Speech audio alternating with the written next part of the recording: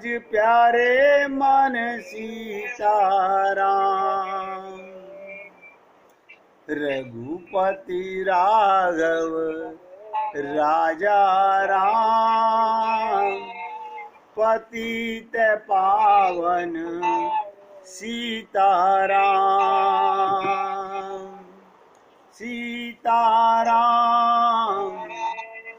सीताराम, भज प्यारे मन सीताराम। सीताराम सीताराम, भज प्यारे मन सीताराम। रघुपति राघव राजा राम, पतित पावन सीताराम। रघुपति राघव राजा राम, पतित पावन सीताराम। सीताराम सीताराम, भज प्यारे मन सीताराम। सीताराम सीताराम, भज प्यारे मन सीताराम। बोलिए सियापति रामचंद्र भगवान की जय। राघवेंद्र सरकार की जय। जय जय श्री राधे। जय जय श्री राधे। सभी भक्तों से निवेदन, सत्संग के प्रत्येक शब्द को बहुत ध्यान से मन को एकाग्र करके एक एक शब्द हृदयंगम करने का प्रयत्न कीजिए।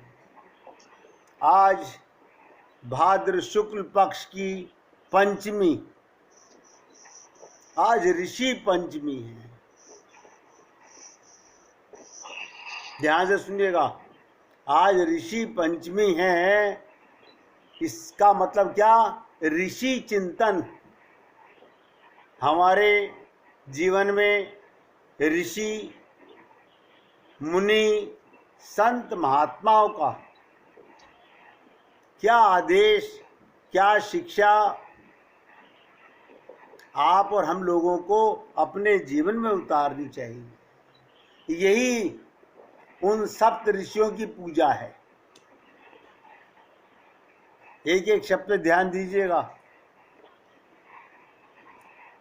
सातों ऋषि इकट्ठे होकर इस जीव के कल्याण के लिए एक लाइन में आदेश देते हैं। परमार्थ ही सच्चा वैराग्य है। देखिएगा, सिर्फ 3 शब्द हैं। परमार्थ ही सच्चा वैराग्य है।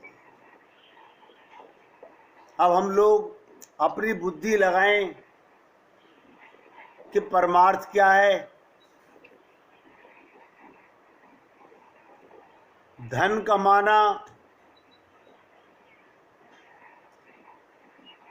ये अर्थ है माया को इकट्ठा करना। परमार्थ क्या है? इस देह में हरि मिलत है, ये परमार्थ है। अगर भगवत प्राप्ति हमने कर ली तो सही मायने में हमारे जीवन का अर्थ परमार्थ हुआ। और अगर हमने भगवत प्राप्ति नहीं की, इसका मतलब अभी तक भी हम लोग ये नहीं जान सके कि परमार्थ क्या है।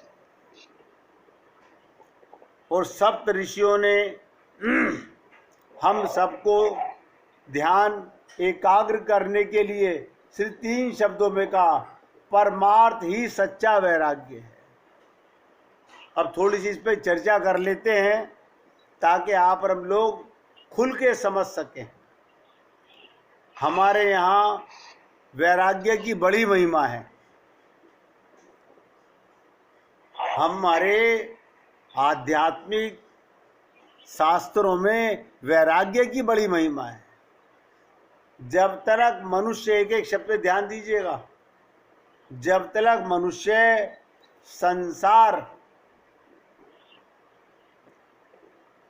और सांसारिक पदार्थों के, संसार और सांसारिक पदार्थों के राग मोह में फंसा रहता है,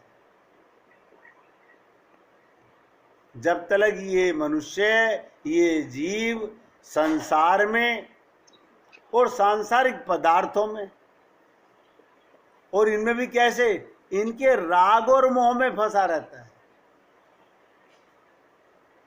हमारा मन कहाँ फंसा हुआ है? या तो किसी रिश्ते में या किसी सामान में। बस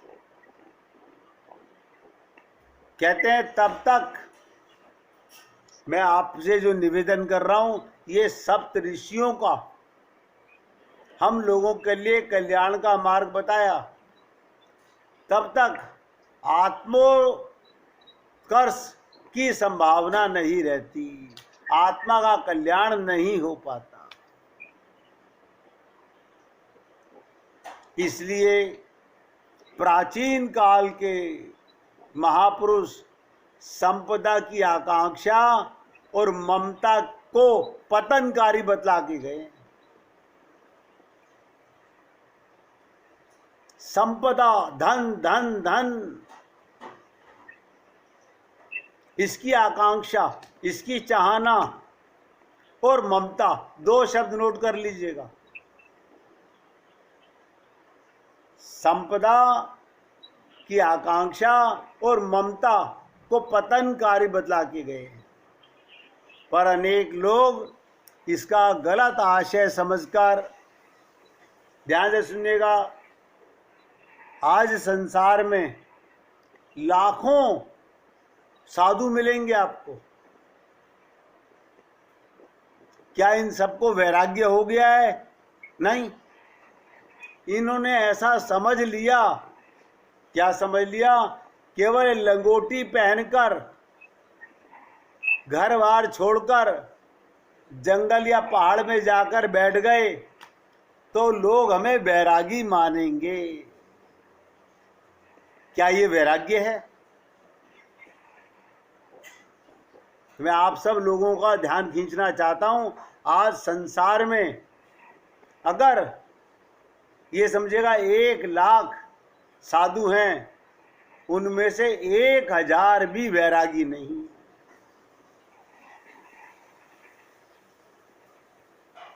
99,000 खाली पोशाक धारी हैं, कमंडल धारी हैं, दुनिया को इस पोशाक से भ्रमित कर रहे हैं। इस प्रकार अज्ञान मूलक त्याग से कोई विशेष लाभ नहीं होता। इनका ये अज्ञान मूलक त्याग है, इन्होंने त्याग तो किया, ध्यान से सुनिएगा, लेकिन ज्ञान वाला त्याग नहीं है ये अज्ञान वाला त्याग है।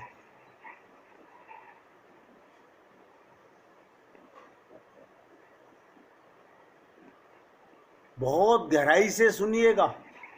त्याग और वैराग्य का तत्व, त्याग और वैराग्य का तत्व केवल पदार्थों को छोड़ देने से नहीं होता। हमने ये छोड़ दिया, हमने ये छोड़ दिया, बल्कि सही मायने में त्याग और वैराग्य का अर्थ क्या है, बहुत गहराई से समझिएगा। उनका सदुपयोग करके, उनका सदुपयोग करके दूसरों को लाभ पहुंचाना ही मुख्य उद्देश्य है। भगवान ने संसार सदुपयोग के लिए बनाया है, हम लोग उपभोग कर रहे हैं।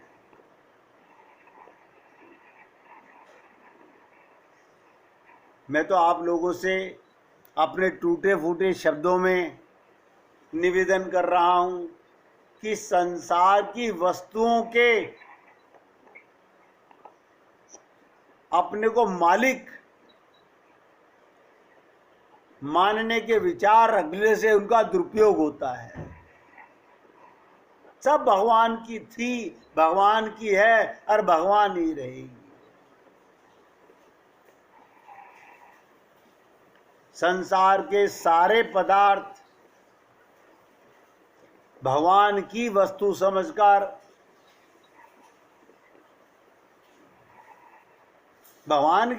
समझकर उनका सदुपयोग कीजिए। यही धर्म और यही न्याय। उपयोग करना ही धर्म है, यही न्याय है और यही सुख के कार्यों में होता है।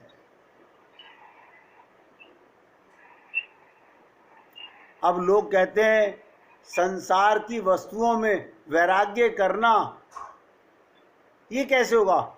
मैं आपको बता देता हूं, उनका ठीक ठीक उपयोग करने की कला सीखनी पड़ेगी। अब मैं आपको एक ऐसा शब्द बताने जा रहा हूं जिसको आप गहराई से चिंतन कीजिएगा। वैराग्य का सारा रहस्य, बहुत एकाग्रता से सुनिए, वैराग्य का सारा रहस्य लिखिए निष्काम कर्म योग में छिपा है।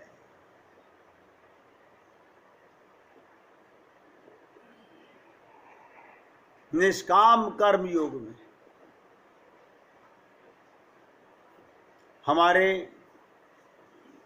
मानव जाति के सबसे महान ग्रंथ गीता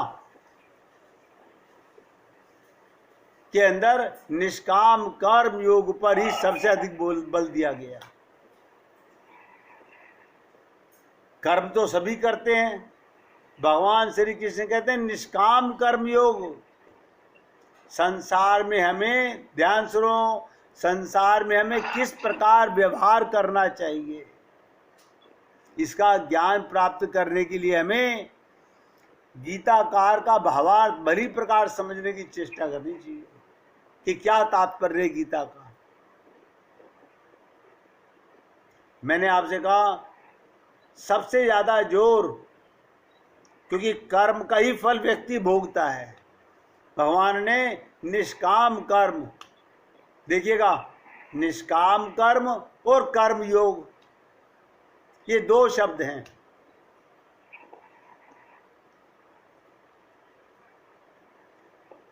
निष्काम कर्म और कर्म योग, ये दो शब्द हैं। निष्काम से तात्पर्य अलग रहने, ना मिल जाने, निर्लिप्त रहने से है। आप हम लोग कर्म तो करते हैं लेकिन हम निर्लिप्त नहीं रहते, हम लिप्त हो जाते हैं। परिवार में रहिए, सबकी सेवा कीजिए, जब तक आखिरी सांस है हमारा फर्ज बनता है सेवा करने का, लेकिन लिप्त नहीं होना, निर्लिप्त रहना है, इसे निष्काम कर्म कहते हैं। और भगवान श्री कृष्ण ने कर्म योग, तीन ही मार्ग बताए गए गीता में, कर्म योग, ज्ञान योग और भक्ति योग। 700 श्लोक भगवान श्री कृष्ण की कृपा से आप और हम लोगों को मिले। और कर्म योग का मतलब क्या, उसका तात्पर्य भी ध्यान से समझिएगा। कर्म योग का तात्पर्य कर्तव्य धर्म पालन करने से है, जो हमारा फर्ज है, हमारा कर्तव्य है, भगवान के निमित्त होकर के भगवान का कार्य मान के करें।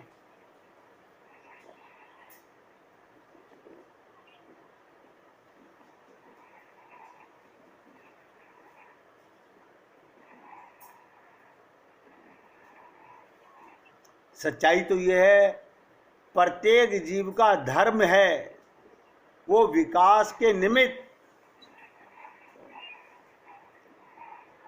अहम भाव का प्रसार करे, अपनी आत्मीयता को दूसरों तक बढ़ावे, अपने स्वार्थों को दूसरों के स्वार्थ से जोड़ने के दायरे को बढ़ाता जाए। यह आध्यात्मिक उन्नति यदि वास्तविक हो तो वो आदमी अपनी शक्तियों का अधिक से अधिक भाग दूसरों की सेवा में लगाता है। उन्नति कहाँ पर होगी? हमें आत्मज्ञान हो गया, हम सबको ये ज्ञान कराएं, सब में आत्मा देखें, सब में भगवान का अंश देखें।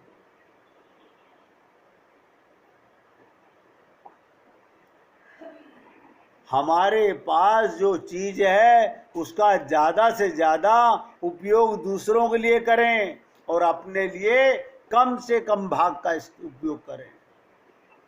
इसका क्या मतलब, ध्यान से सुनिएगा। भगवान श्री कृष्ण कहते हैं कर्म योग का मतलब सेवा धर्म। जो व्यक्ति सेवा धर्म अपना लेता है, अब परोपकार में रत रहता है। सेवा परमो धर्म, सबसे बड़ा धर्म है। सब में भगवान मान के उनकी सेवा करना। उनका दृष्टिकोण संकुचित स्वार्थ पूरा करने का नहीं, वरन उदारता सहित परमार्थ करने का होना चाहिए। अब ध्यान से सुनिएगा, जो जितना परमार्थ का चिंतन करेगा वो उतना ही बड़ा महात्मा कहा जाएगा।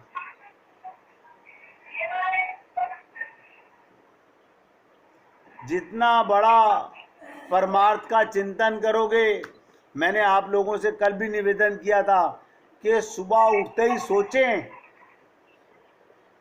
सुबह उठते ही सोचें कि मेरे प्रभु ने आज मेरी नौकरी फिर पक्की कर दी, आज मुझे फिर उठा लिया,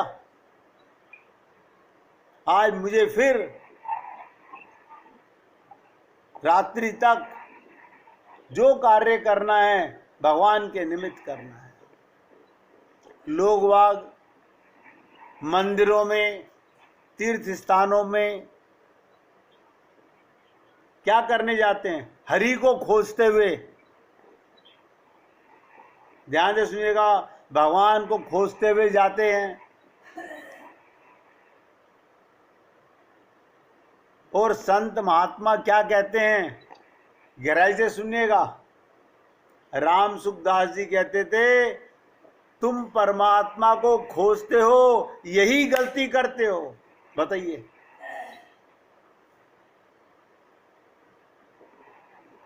सबसे बड़ी गलती यही कि तुम परमात्मा को खोजते हो।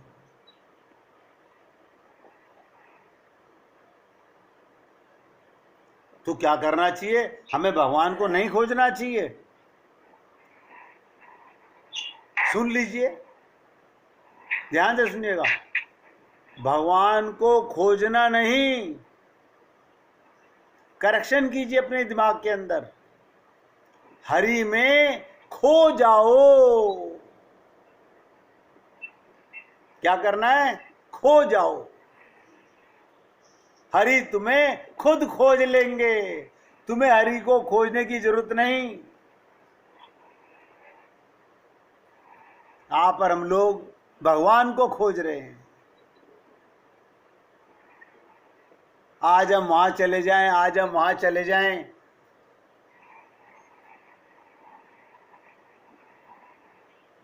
सच्चाई ये है कि भगवान में खो जाना है।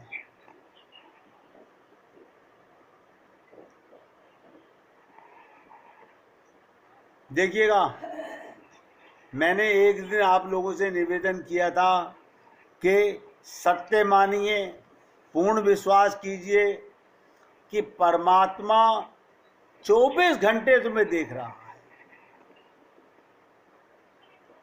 एक पल भी, एक सेकंड भी तुम भगवान के देखने से नहीं रह सकते। अब ये बातें सत्संग के अंदर सुनने वाले दो तरह के लोग आते हैं, ध्यान से सुनिएगा। इस लाइन को गहराई से सुनिएगा जो बोल रहा हूं। सत्संग सुनने वालों में किसी को तो डर लगा कि भगवान देख रहे हैं, किसी को तो डर लगा कि भगवान देख रहे हैं, और किसी को भरोसा आया कि भगवान देख रहे हैं। जो व्यक्ति अपने मन की शरणागति में है उसके सब पाप नोट हो रहे हैं, और जो अपने गुरु और भगवान की शरणागति में है उसे पूरा भरोसा है कि मुझे भगवान देख रहा है। अब आपके ऊपर है, आप भगवान के साथ छल कपट नहीं कर सकते। इसलिए मैं आपसे निवेदन करता हूं, क्या केवल धन संचय कर, केवल धन जोड़कर कोई धनी नहीं होता। ठीक ठीक धनी का लक्षण है उसके घर में हर एक कमरे में दिया जला हुआ हो। समझ रहे हैं अर्थ इसका? हर कमरे में दिया जला हुआ हो। गरीब आदमी इतना तेल खर्च नहीं कर सकता, इसलिए वो इतने दियों का प्रबंध नहीं कर सकता। ध्यान से सुनिएगा। देह मंदिर, ये हमारा देह जो है एक मंदिर है। देह मंदिर को भी अंधेरे में नहीं रखना चाहिए। तो फिर क्या करें? आपने कहा हर कमरे में दीपक जला के रखो। इतना तेल कहाँ से लाएंगे? वैसे ही बहुत महंगा हो गया है। मैं कौन से दीपक की बात कर रहा हूं उसे समझने का प्रयत्न कीजिए। हर कमरे में ज्ञान का दीपक जलाना चाहिए। कौन सा दीपक? ज्ञान का दीपक जलाइए। ज्ञान प्रदीप जला निज घर में। अब बहुत ध्यान से सुनिएगा। बहुत से लोगों के घरों में जाओ तो तरह तरह की रोशनियां, बल्ब लगा रखे होते हैं। वो आने वाले को कभी येलो लाइट, कभी वाइट लाइट, ये सब दिखाते रहते हैं अपना प्रभाव डालने के लिए। देखो हमारे यहाँ कितनी तरह की लाइट लगी हुई है। और मैंने आपको एक शब्द कहा, ज्ञान प्रदीप जला निज घर में। अगर जलाना है अपने घर में है। अब आपको पता है निज घर का मतलब क्या होता है? ये मिट्टी के घरों को घर नहीं कहते, ये तो माया का घर है। निज घर अंतःकरण में। बहुत ध्यान से समझिएगा। ज्ञान प्रदीप जला निज घर में। अपने अंतःकरण में ज्ञान का दीपक जलाओ। ब्रह्ममयी का मुख देखो। जहां अंतःकरण में प्रकाश होगा तो परमात्मा का दर्शन होगा।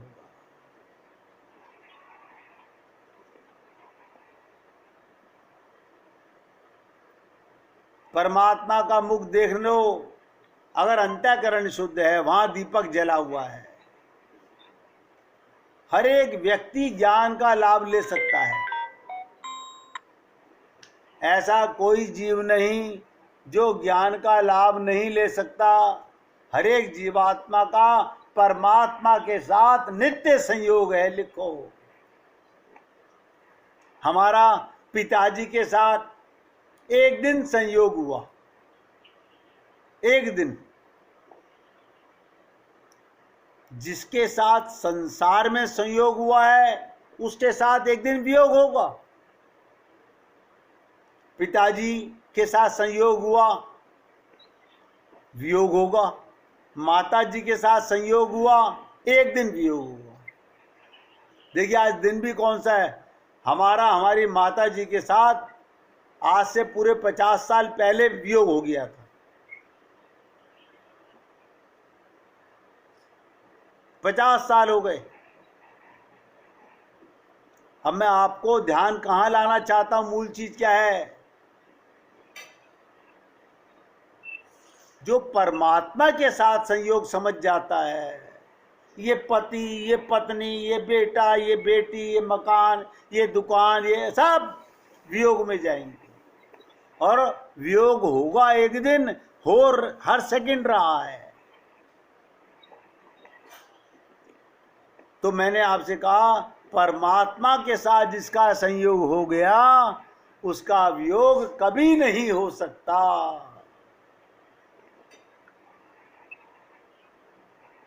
आप लोग, मैं उम्मीद करता हूं, बहुत ध्यान से सुन भी रहे हैं और अंतःकरण में लाने का प्रयत्न भी कर रहे हैं।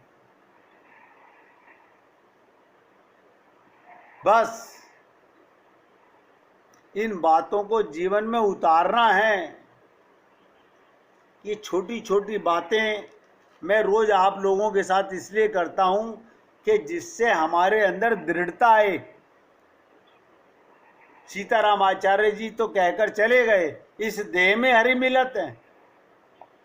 अब बताइए, इस देह में हरि मिलत है, इस बात को समझने के लिए पढ़ के तो समझ नहीं आएगा। आप कहोगे कमाल है, देह में तो बच्चे भी निकले हमारे, इस देह में पति भी मिला, पत्नी भी मिली, माँ भी मिला, पिता भी मिला, बच्चे तो हमारे स्त्रियां सोचेंगी देह से ही पैदा हुए हैं ना, गलत। इस देह में हरि मिलत है, इसका मतलब क्या है, ये मिलत पर जोर क्यों दिया गया सीतारामाचार्य जी के द्वारा, बाकी सब बिछड़त है, सब बिछड़त है। कोई माँ, कोई बेटा, कोई पति, कोई पत्नी, कोई रिश्ता सदा संयोग में नहीं रहने वाला, एक दिन वियोग होगा। और भगवान के साथ आप और हम सब लोगों का नित्य योग है, इसे कहते हैं संपूर्ण ज्ञान।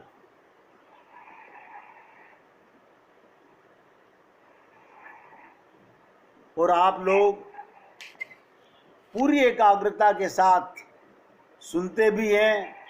मानता हूं कि इतना सब होते होते हुए भी हमारा मन कहीं ना कहीं भटक जाता होगा। देखिएगा, एक छोटी सी लीला सुन लीजिएगा। कहते ना, जो जाकी शरण गयो वापे वाकी इलाज। एक भगवान श्री कृष्ण का भक्त, अत्यंत गरीब महिला, और इतनी गरीब के विकट स्थिति में आ गई, कई दिनों से खाने के लिए पूरे परिवार को कुछ नहीं मिला।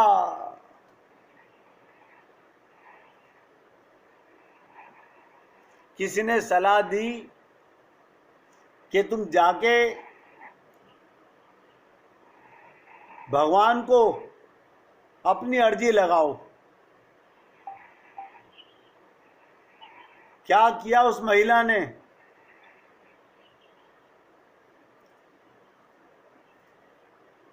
आप सोचिएगा, उस महिला ने क्या किया होगा। उसने रेडियो स्टेशन में जाकर,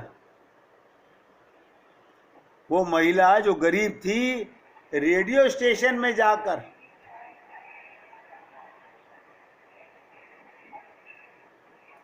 एक मैसेज भेज दिया भगवान श्री कृष्ण को कि उसकी मदद करें। अब रेडियो में जब प्रसारण हुआ, आप लोग देखते हो ना, कई बार कोई किडनी का पेशेंट किडनी मांग रहा है, कोई लीवर मांग रहा है, कोई ब्लड डोनेशन के लिए मैसेज आ रहा है, कैप्शन आती रहती है टीवी के नीचे। इसी प्रकार से उसने एक कैप्शन डलवाई टीवी के ऊपर अपना संदेश कृष्ण को भेजने के लिए कि उसकी मदद करें। ये प्रसारण एक नास्तिक, पाखंडी और अहंकारी, तीनों गुण बता रहा हूं, नास्तिक, घमंडी और अहंकारी उद्योगपति ने सुना और उसने सोचा क्यों ना इस महिला के साथ कुछ ऐसा मजाक किया जाए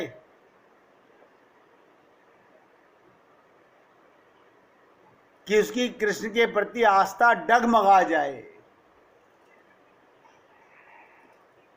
मूर्ख व्यक्ति खुद तो आस्था में रहते ही नहीं और उनको धन पे बड़ी आस्था होती है।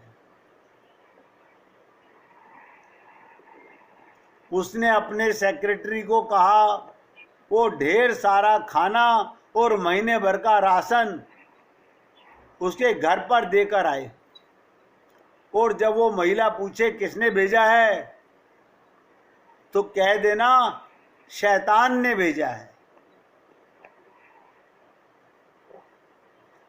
भगवान से आस्था डगमगाने के लिए कहता है जाके बोलना शैतान ने भेजा है।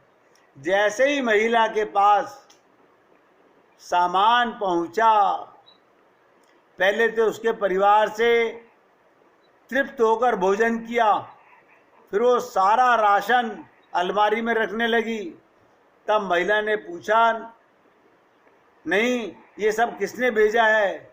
जब सेक्रेटरी से रहा नहीं गया तो उसने कहा आपको क्या जिज्ञासा नहीं होती ये किसने भेजा है। उस महिला ने बेहतरीन जवाब दिया,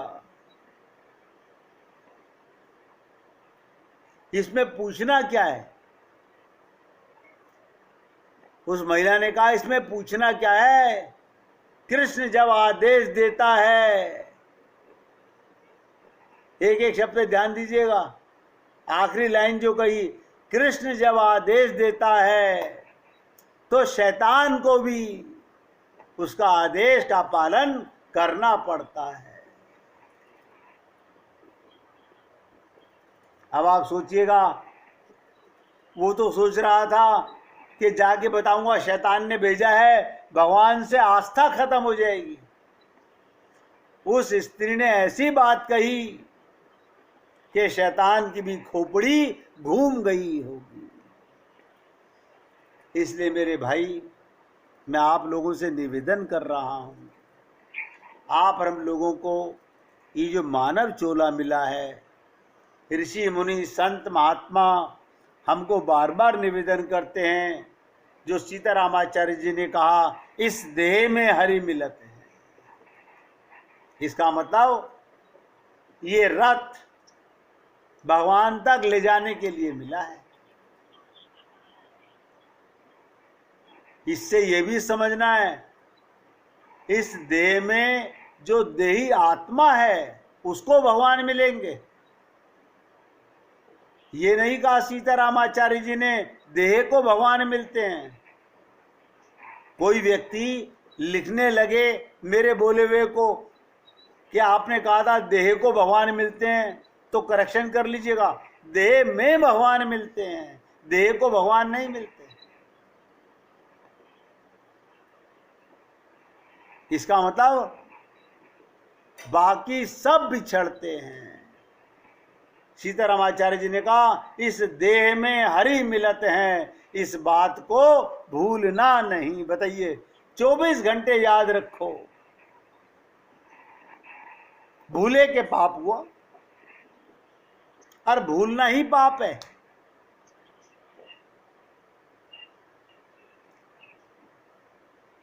ये जो रोजाना हम आपके साथ गहन चिंतन करते हैं, जो निकल गया वो निकल गया। सत्संग का यही कमाल है, जिस दिन सुन के अंदर घुस गया उसी दिन काम हो गया। दो शब्द मैंने कहा, कोई सोचता है भगवान देख रहे हैं डर के मारे, और किसी को भरोसा है भगवान देख रहे हैं। अब आप माया में लिप्त हो तो डरोगे, संसार में लिप्त हो तो डरोगे, और अपना प्रत्येक कर्म भगवान के निमित्त कर रहे हो तो आपको भरोसा होना चाहिए, मेरा नारायण, मेरा गोविंद, मेरे राम मुझे सदा देख रहे हैं।